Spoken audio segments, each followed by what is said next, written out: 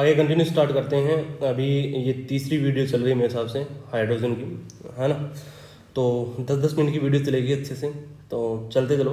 अभी अपन जितनी नॉर्मल बातें होनी थी वो हो गई हाइड्रोजन के बारे में। अभी उसको हाइड्रोजन अपन कैसे बना सकते हैं उसके बारे में बात करेंगे। तो हेडिंग डाल लो, मेथड ऑफ, कौन कौन से तरीके हैं जिससे हाइड्रोजन बनाई जा सकती है। तो method of preparation of hydrogen gas, method of preparation of hydrogen gas. पहला मेथड लिखते हैं तो फ्रॉम एसिड्स। एसिड से अपन क्या बनाएंगे, हाइड्रोजन बनाएंगे। कैसे बनाएंगे, तो एक एग्जांपल देखते हैं। देखो, एफी की एक प्लेट लेते हैं, या एफी के छोटे छोटे जो पाउडर होता है वो यूज़ करेंगे, है ना। या तो प्लेट ले लो या फिर पाउडर यूज़ कर लो। एफी के ऊपर डाइल्यूट H2SO4 डाल दो, डाइल्यूट H2SO4, दिल H2SO4, डाइल्यूट H2SO4 डालेंगे ना तो एसिड होता है। अब सुनो, एसिड इसके ऊपर क्या करेगा, इसको कन्वर्ट कर देगा FeSO4, है ना। फिर इसका सल्फेट बन जाएगा और क्या बनेगा, हाइड्रोजन गैस बाहर निकलेगी। ये गैस के फॉर्मेट में बाहर निकलेगी। जैसे ही अपन ने मेटल के ऊपर ये डाला, जैसे यहाँ पर अपन ने ये डाला, डालते ही यहाँ से क्या होगी, बहुत सारी एक गैस निकलेगी, है ना। जैसे गैस निकलेगी, जैसे होता है ना तोये पे पानी छिड़कते हैं, है ना, तो ये गैस ऐसे ना पानी उड़ता है एक साथ, वेपर फॉर्म में आ जाता है तुरंत ही लिक्विड से। तो ऐसे ही यहाँ पर होगा। यहाँ पर जैसे ही अपन आयरन के ऊपर डालेंगे तो यहाँ से क्या निकलने वाली है, वेपर्स निकलने वाली है। वो वेपर वास्तव में किसकी होगी, वो वेपर वास्तव में हाइड्रोजन की होगी। अच्छा, ये बात समझ में आती है सर, कैसे पता चले। तो एक जलती हुई तीली, माचिस की तीली होती है ना, वो इसके पास लेके जाए, क्योंकि हाइड्रोजन ज्वलनशील होती है, जल सकती है आसानी से, है ना। तो जलने लग जाएगी, ये क्या हो जाएगी, चिंगारियाँ फटनी स्टार्ट हो जाएगी। इसका मतलब कोई ना कोई गैस ऐसी निकल रही है जो हाइड्रोजन के सिमिलर होगी, मतलब जल सकती है तो हाइड्रोजन ही है। चलो, ऐसे बनाई जा सकती है। अच्छा, तुमने पढ़ा होगा इलेक्ट्रोकेमिकल सीरीज, है ना।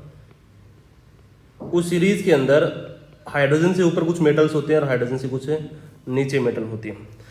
तो ये याद रखना, जो हाइड्रोजन गैस उन्हीं मेटल के साथ बनाएगी जो इलेक्ट्रोकेमिकल सीरीज में हाइड्रोजन से ऊपर होते हैं। चलो यहाँ से यहाँ बताओ, यहाँ से यहाँ क्या हुआ है, ऑक्सीडेशन हुआ है। अच्छे से देखना, Fe पहले किस में था, 0 में था, अभी किस में आ गया, Fe+2 में आ गया। इलेक्ट्रॉन बाहर निकालें तो इसका ऑक्सीडेशन हुआ है।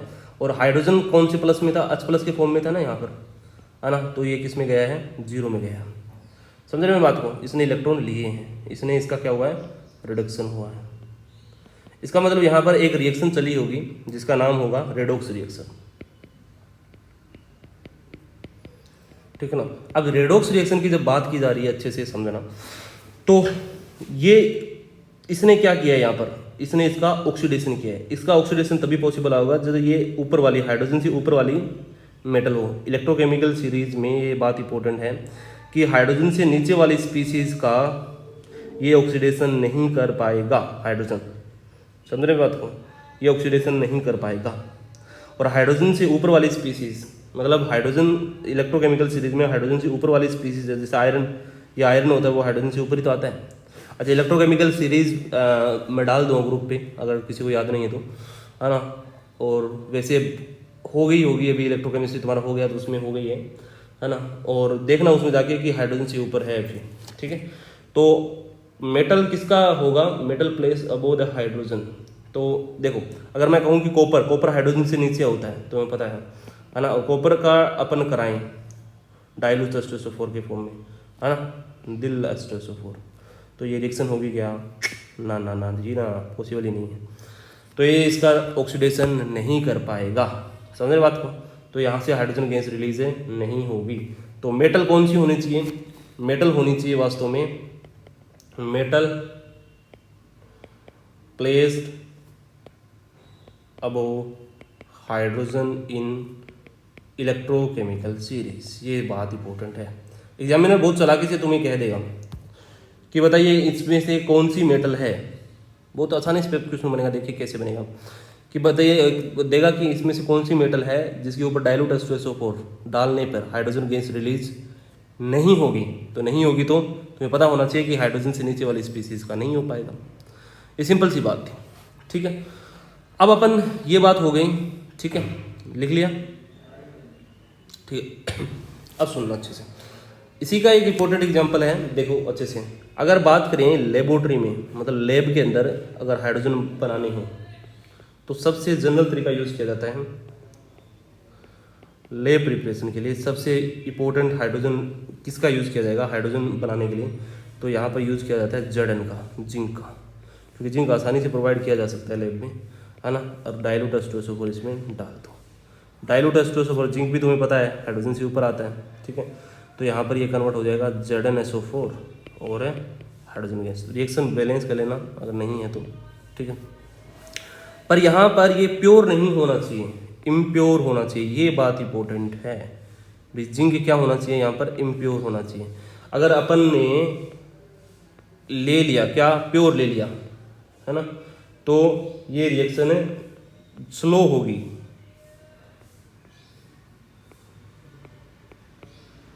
रिएक्शन क्या हो जाएगी, रेट ऑफ रिएक्शन क्या हो जाएगी, स्लो हो जाएगी। In case of pure Zn case में क्या हो जाएगा, आर क्या हो जाएगी, डाउन चली जाएगी, मतलब रेट ऑफ रिएक्शन क्या हो जाएगी, धीरे धीरे रिएक्शन होगी। अगर इम्प्योर लेंगे, इम्प्योरिटी की वजह से थोड़ा सा रिएक्शन फास्ट होने स्टार्ट हो जाएगी।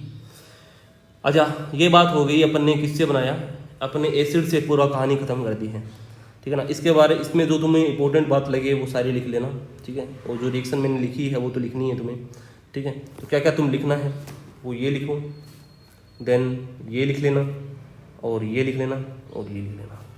लैब प्रिपरेशन कैसे करेंगे स्टार मार्क लगाते हुए लिखना, ठीक है। और एग्जामिनर इसमें से क्या क्वेश्चन पूछेगा तो तुम्हें पूछ लेगा कि कौन से पे डाइल्यूट H2SO4 डालेंगे तो हाइड्रोजन नहीं निकलेगी, खत्म बात। तो हाइड्रोजन से नीचे वाले स्पीसीज में कभी हाइड्रोजन निकलने के चांसेस नहीं होंगे। ये पूरा लिख लो। आगे वाला पॉइंट स्टार्ट करता, सेकंड मेथड देखते हैं।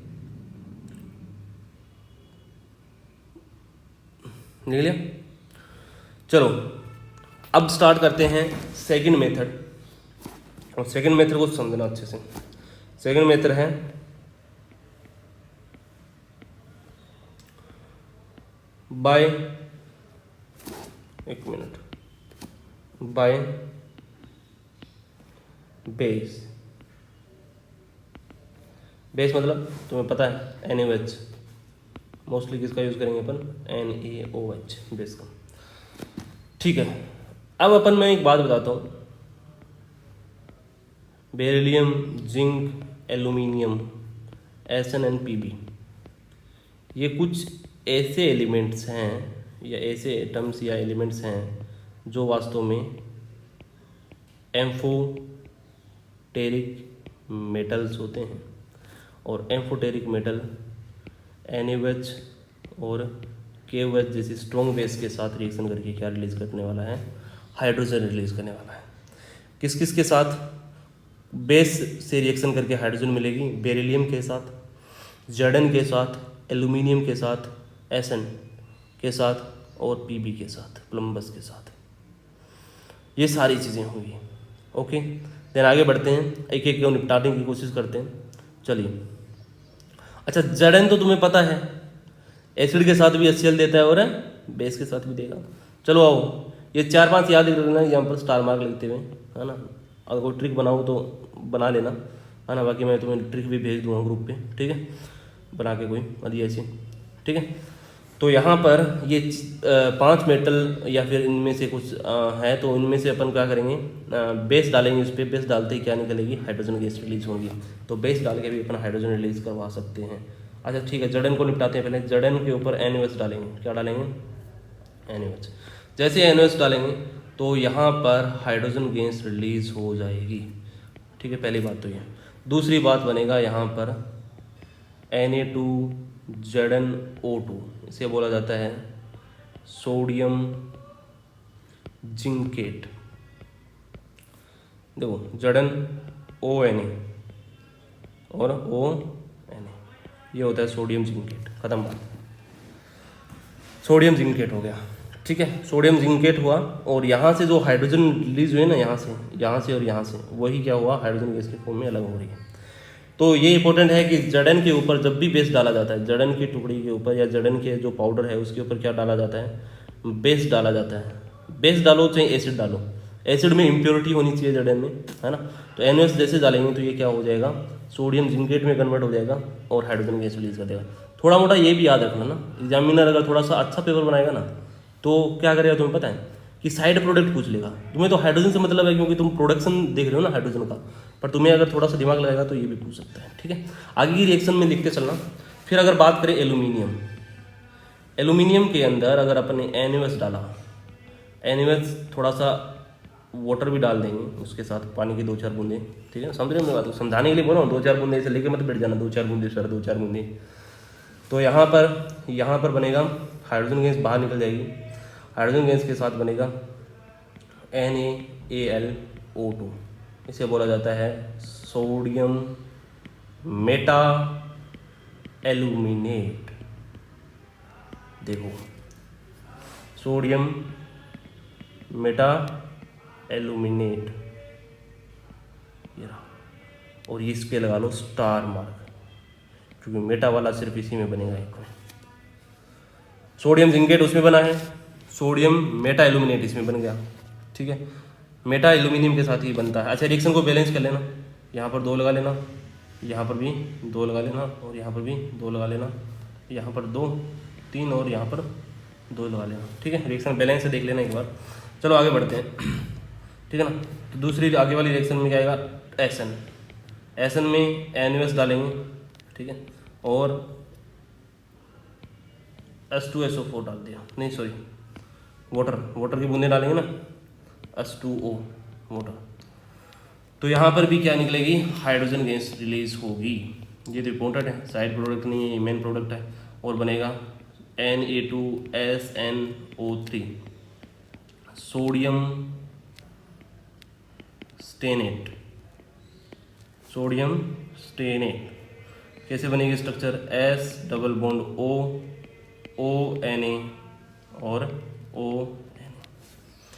अच्छा, इसी का लेना देना, इसी के परिवार का दूसरा सदस्य है। तो यहाँ पर वो हाइड्रोजन निकालने की प्रोसीजर है, इसमें से सबसे ज़्यादा इंपॉर्टेंट कौन सा है, एल्यूमिनियम, क्योंकि इसमें बनता है सोडियम मेटा एल्यूमिनेट, ठीक है ना। बाकियों में तो सोडियम जिंकेट बन जाएगा, ऊपर वाले में सोडियम जिंकेट बना है, यहाँ पर तो स्टेनेट बना है, ठीक है ना।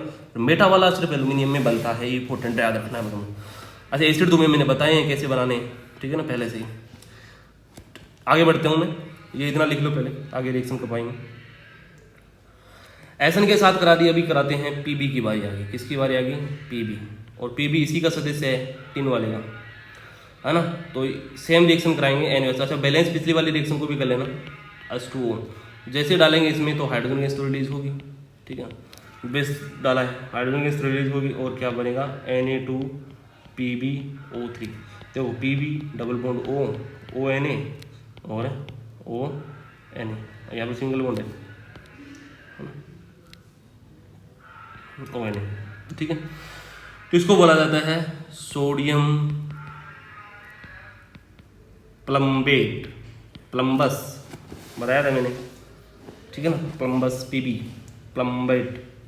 अब मिट्टी सिलिकॉन की रिएक्शन कराते हैं, इसी का सदस्य है ना, इसी मेंबर का सदस्य है, इसी फैमिली का सदस्य है। तो सेम रिएक्शन देगा, NaOH प्लस में वाटर डाल देंगे थोड़ा सा, ठीक है ना, तो हाइड्रोजन गैस रिलीज होगी। अच्छा, रिएक्शन को बैलेंस कर लेना अच्छे से, और बनेगा Na2SiO3, इसे बोलेंगे क्या, सोडियम सिलिकेट, ठीक है। सोडियम सिलिकेट की स्ट्रक्चर तुम्हें पता चल जाएगी, आराम से बना लोगे।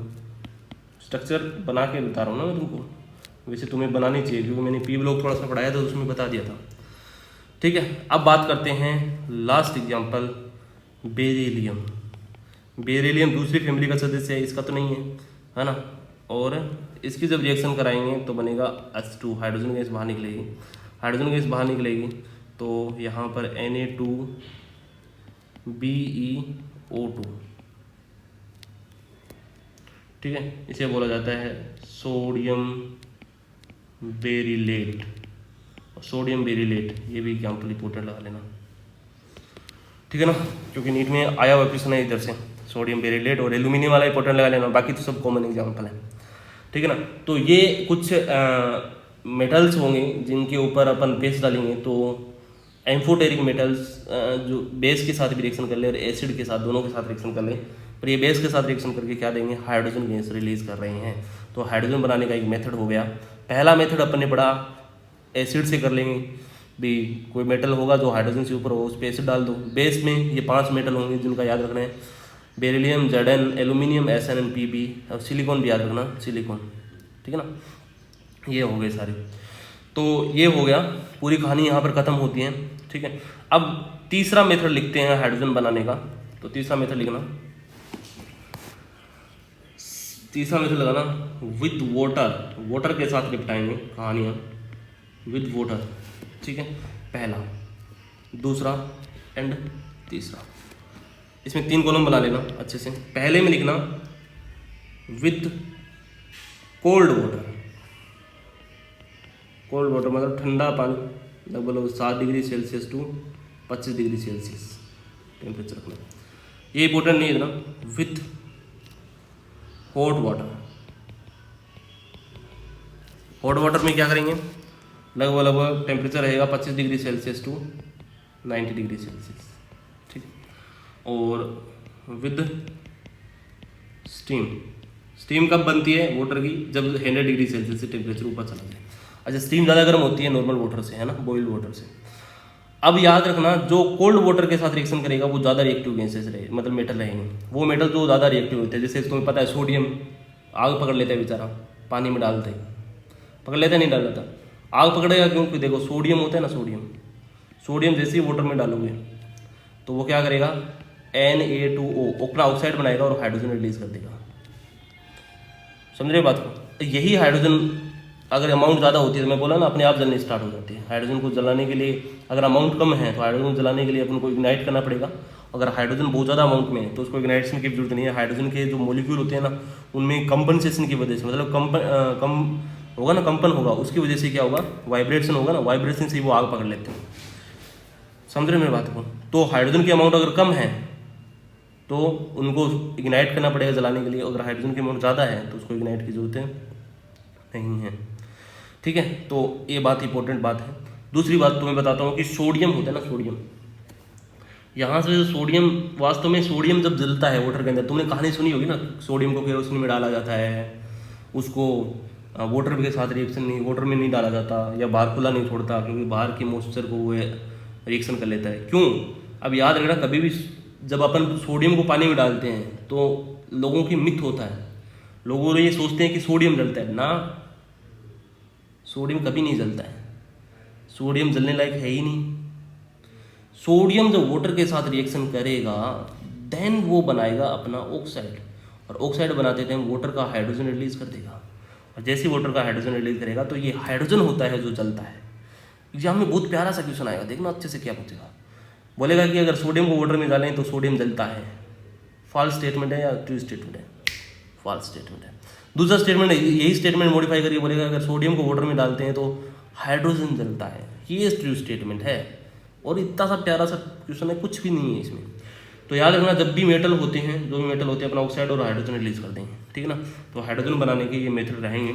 अब बताता हूँ मैं, 3 कॉलम बना लेना, इसमें कौन कौन सी मेटल आएगी।